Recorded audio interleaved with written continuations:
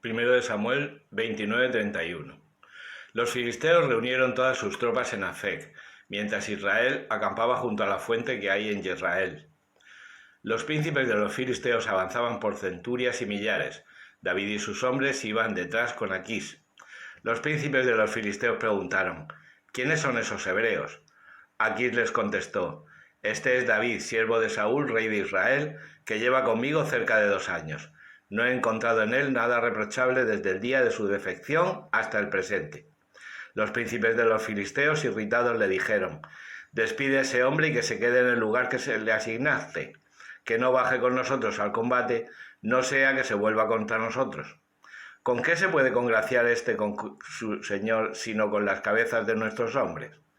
¿No es este David del que cantaban en los corros: Saúl mató a 1000, David a 10.000? Aquís llamó a David y le dijo: vive el Señor, que eres recto y grato a mis ojos, tanto en tus salidas como en tus entradas conmigo en el campamento, pues no he hallado en ti nada malo desde el día en que viniste a mi lado hasta el presente. Pero no eres grato a los ojos de los príncipes. Vuélvete, pues, y ve en paz. Así no causarás mala impresión a los príncipes de los filisteos. David respondió: ¿qué he hecho o qué has encontrado en tu siervo desde el día en que me presenté a ti hasta hoy, para que no pueda ir y combatir contra los enemigos de mi señor el rey? Aquís respondió: sé que eres grato a mis ojos como un ángel de Dios, solo que los príncipes de los filisteos han dicho: no suba con nosotros al combate. Ahora pues, levántate por la mañana temprano con los servidores de tu señor que han venido contigo. Levantaos, sí, temprano, y marchaos al clarear el día. David madrugó con sus hombres para partir de mañana y regresar a la tierra de los filisteos. Los filisteos subieron a su vez a Jezreel.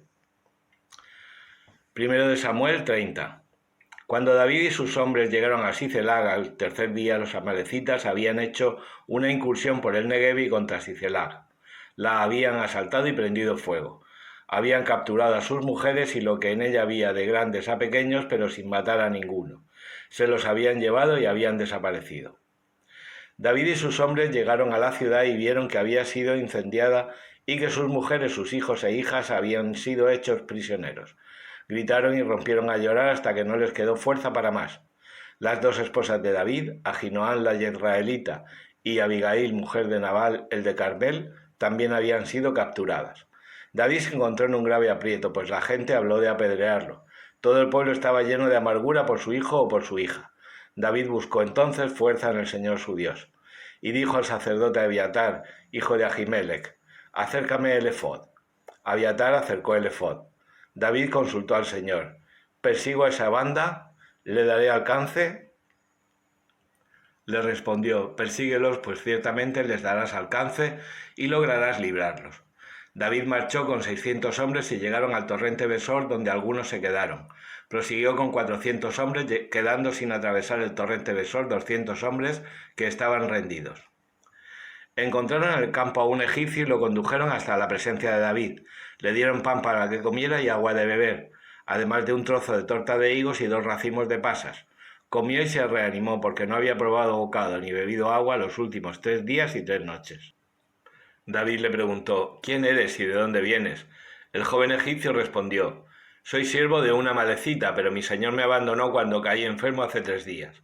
Nosotros habíamos hecho una incursión contra el Negev Queretí, contra el de Judá y contra el Negev de Caleb, y prendimos fuego a Sicelag. David le dijo: ¿quieres guiarme hasta esa banda? Respondió: júrame por Dios que no me matarás ni me entregarás en mano de mi señor, y te guiaré hasta esa banda. Le guió y vieron que estaban esparcidos por todo el campo, comiendo, bebiendo y haciendo fiesta por el enorme botín que habían capturado en la tierra de los filisteos y en la tierra de Judá. David los batió desde el alba a la tarde del día siguiente, y no escapó ni uno excepto 400 jóvenes que montaron en sus camellos y salieron huyendo. David rescató cuantos se habían llevado los amalecitas, incluidas sus 2 esposas. Nada les faltó, ni pequeño ni grande, ni hijo alguno o hija, ni nada del botín que se habían llevado.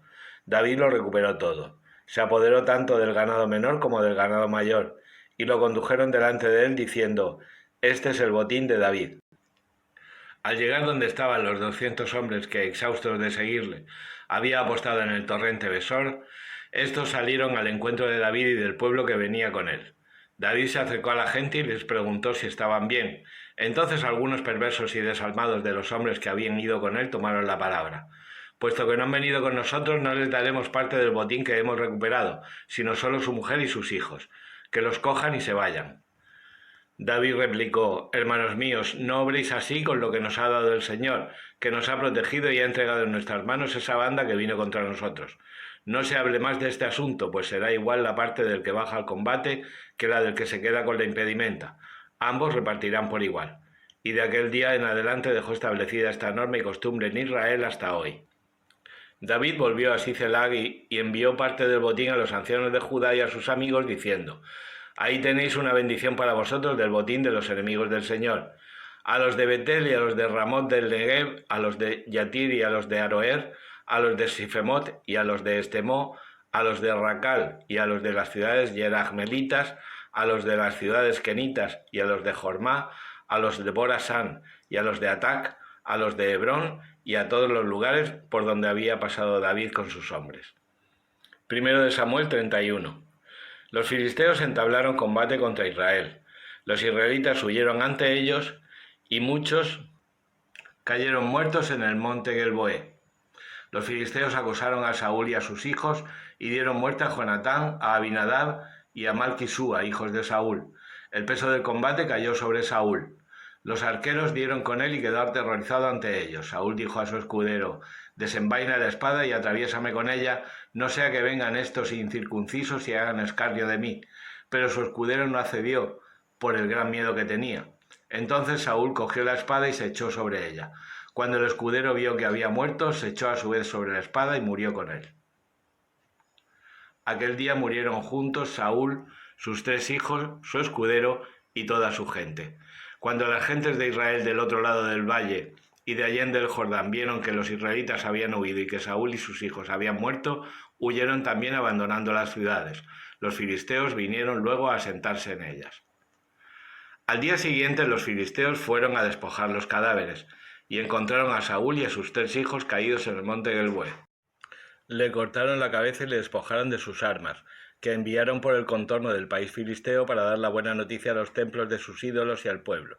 Luego depositaron las armas en el templo de las Astartés y colgaron su cuerpo de la muralla de Bet-Seán.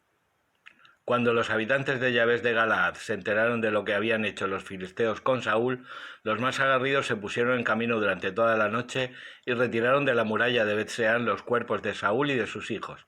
Llegados a Yabes, los quemaron allí, recogieron sus huesos, los enterraron bajo el tamarisco de Yabes y ayunaron 7 días. Salmo 106, 32, 48. Lo irritaron junto a las aguas de Meribá. Moisés tuvo que sufrir por culpa de ellos. Le habían amargado el alma y desvariaron sus labios. No exterminaron a los pueblos que el Señor les había mandado. Emparentaron con los gentiles, imitaron sus costumbres, adoraron sus ídolos y cayeron en sus lazos. Inmolaron a los demonios sus hijos y sus hijas. Derramaron la sangre inocente, la sangre de sus hijos e hijas, inmolados a los ídolos de Canaán, y profanaron la tierra con sangre. Se mancharon con sus acciones y se prostituyeron con sus maldades. La ira del Señor se encendió contra su pueblo y aborreció su heredad. Los entregó en manos de gentiles, y sus adversarios los sometieron. Sus enemigos los tiranizaban y los doblegaron bajo su poder. ¿Cuántas veces los libró? Mas ellos, obstinados en su actitud, perecían por sus culpas. Pero él miró su angustia y escuchó sus gritos. Recordando su pacto con ellos, se arrepintió con inmensa misericordia. Hizo que movieran a compasión a los que habían deportado. Sálvanos, Señor, Dios nuestro, reúnenos de entre los gentiles. Daremos gracias a tu santo nombre y alabarte será nuestra gloria. Bendito sea el Señor, Dios de Israel, desde siempre y por siempre. Y todo el pueblo diga amén, aleluya. Lucas 23, 26, 56. Mientras lo conducían, echaron mano de un cierto Simón de Cirene, que volvía del campo, y le cargaron la cruz para que la llevase detrás de Jesús. Lo seguía un gran gentío del pueblo y de mujeres que se golpeaban el pecho y lanzaban lamentos por él. Jesús se volvió hacia ellas y les dijo: Hijas de Jerusalén, no lloréis por mí, llorad por vosotras y por vuestros hijos, porque mirad que vienen días en los que dirán: Bienaventuradas las estériles y los vientres que no han dado a luz y los pechos que no han criado. Entonces empezarán a decirles a los montes: caed sobre nosotros, y a las colinas: cubridnos, porque si esto hacen con el leño verde, ¿qué harán con el seco? Conducían también a otros 2 malhechores para ajusticiarlos con él. Y cuando llegaron al lugar llamado La Calavera, lo crucificaron allí a él y a los malhechores, uno a la derecha y otro a la izquierda. Jesús decía: Padre, perdónalos, porque no saben lo que hacen. Hicieron lotes con sus ropas y los echaron a suerte. El pueblo estaba mirando, pero los magistrados le hacían muecas diciendo: a otros ha salvado, que se salve a sí mismo, si él es el Mesías de Dios, el elegido. Se burlaban de él también los soldados que se acercaban y le ofrecían vinagre, diciendo: si eres tú el rey de los judíos, sálvate a ti mismo. Había también por encima de él un letrero: este es el rey de los judíos. Uno de los malhechores crucificados lo insultaba diciendo: ¿no eres tú el Mesías? Sálvate a ti mismo y a nosotros. Pero el otro, respondiéndole e increpándolo, le decía: ¿ni siquiera temes tú a Dios estando en la misma condena? Nosotros en verdad lo estamos justamente, porque recibimos el justo pago de lo que hicimos. En cambio, este no ha hecho nada malo. Y decía: Jesús, acuérdate de mí cuando llegues a tu reino. Jesús le dijo: en verdad te digo, hoy estarás conmigo en el paraíso. Era como la hora sexta, y vinieron las tinieblas sobre toda la tierra, hasta la hora nona, porque se oscureció el sol. El velo del templo se rasgó por medio, y Jesús, clamando con voz potente, dijo: Padre, a tus manos encomiendo mi espíritu. Y dicho esto, expiró. El centurión, al ver lo ocurrido, daba gloria a Dios, diciendo: realmente este hombre era justo. Toda la muchedumbre que había concurrido a este espectáculo, al ver las cosas que habían ocurrido, se volvía dándose golpe de pecho. Todos sus conocidos y las mujeres que lo habían seguido desde Galilea se mantenían a distancia, viendo todo esto. Había un hombre llamado José, que era miembro del Sanedrín, hombre bueno y justo. Este no había dado su asentimiento ni a la decisión ni a la actuación de ellos. Era natural de Arimatea, ciudad de los judíos, y aguardaba el reino de Dios. Este acudió a Pilato y le pidió el cuerpo de Jesús, y bajándolo, lo envolvió en una sábana y lo colocó en un sepulcro excavado en la roca donde nadie había sido puesto todavía. Era el día de la preparación y estaba para empezar el sábado. Las mujeres que lo habían acompañado desde Galilea lo siguieron, y vieron el sepulcro y cómo había sido colocado su cuerpo. Al regresar prepararon aromas y mirra, y el sábado descansaron de acuerdo con el precepto.